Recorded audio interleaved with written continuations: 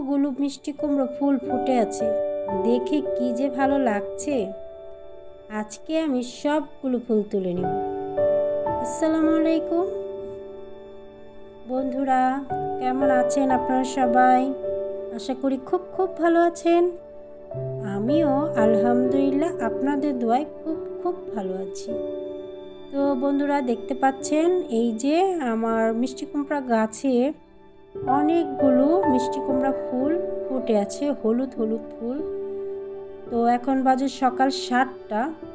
তো এই সময় আমি সবগুলো ফুল তুলে নেব। ফুলগুলো দেখে আমি আর ঠিক থাকতে পারতেছি না, আমাকে আজকে এই ফুলগুলো তুলতেই হবে। তো সবগুলো ফুল আমি এখন একটা একটা করে তুলব। আর আজকে আমি এই ফুলগুলো দিয়ে খুবই মজার একটা রেসিপি তৈরি করব।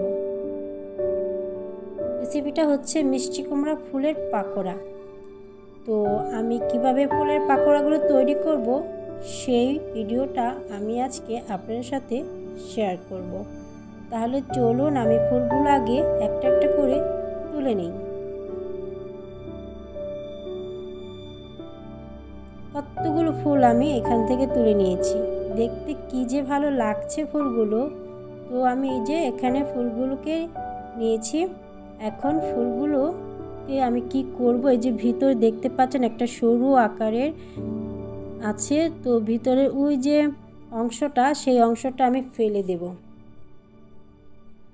তো আমি এখান থেকে দেখে নেন আমি কিভাবে এই কাজটা করি।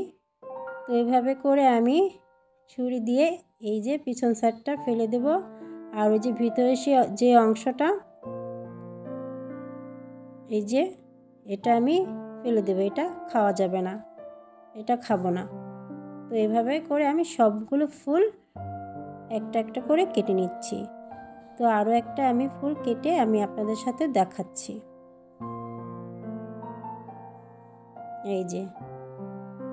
এই যে আরেকটা বেরিয়েছে, এটা আমি ফেলে দেব, এটা আমি নেব না।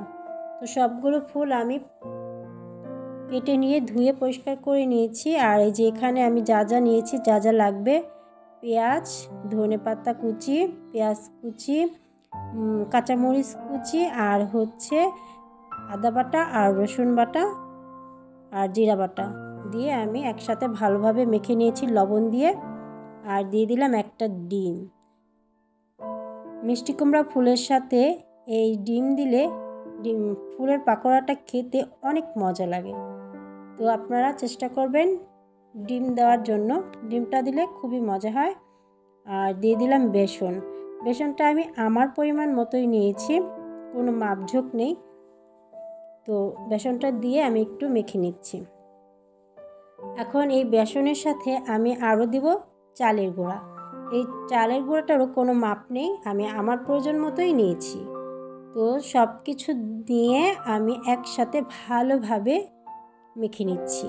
আর একটু একটু করে পানি দিয়ে এটাকে আমি মেখে নিচ্ছি। তো পরিমাণ মতো পানি দিতে হবে, এমন দিতে হবে বেশি পাতলাও করা যাবে না, আবার একদম আঠালো করা যাবে না, মোটামুটি, যাতে ফুলটাকে এপাশ ওপাশ করে নিয়ে আমি ভেজে নেব। তো দেখতে পাচ্ছেন ফুলটা আমি ধুয়ে নিয়েছি খুবই সুন্দর করে। এই তো ফুলটার উপরে আমি এই যে চামচ দিয়ে ভরিয়ে নিব এই বেসনের বেটারটাকে। এপাশ ওপাশ করে আমি ভালোভাবে দুই পাশ ফুলটাকে ভরিয়ে নিয়েছি বেসনের বেটারটা। তো এভাবে করে আমি তেলের মধ্যে দিয়ে দেব, দিয়ে আমি মুচমুচে করে ভেজে নেব। তো একটা দিয়ে দিলাম, আরও একটা আমি আপনাদের সাথে দেখাচ্ছি। এই যে এভাবে করে আমি বেসনটা ফুলের উপরে ভালোভাবে অ্যাপ্লাই করে নিচ্ছি,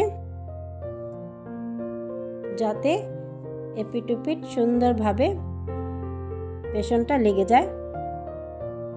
পাতলা হলে কিন্তু বেসনটা ফুলের সাথে লাগবে না, এরকমই হতে হবে। তো এইভাবে করে আমি আরও একটা তেলের মধ্যে দিয়ে ভেজে নিচ্ছি। তো এভাবে করে সবগুলো আমি মিষ্টি কুমড়া ফুলের পাকোড়া ভেজে নিব।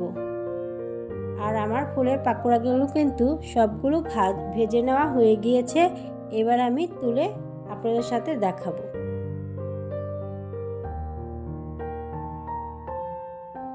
তো এইদিকে দেখতেই পাচ্ছেন সবগুলো ফুলের পাকোড়া কিন্তু আমি ভেজে তুলে নিয়েছি।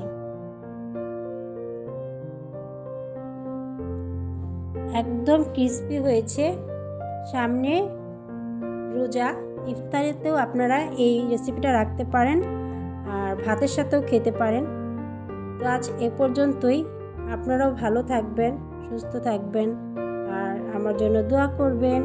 আর আমার ভিডিওটা কেমন হয়েছে প্রথম থেকে শেষ পর্যন্ত যারা দেখেছেন তাদের জন্য রইল অসংখ্য ধন্যবাদ। ভালো থাকবেন। আল্লাহ হাফেজ। আসসালামু আলাইকুম।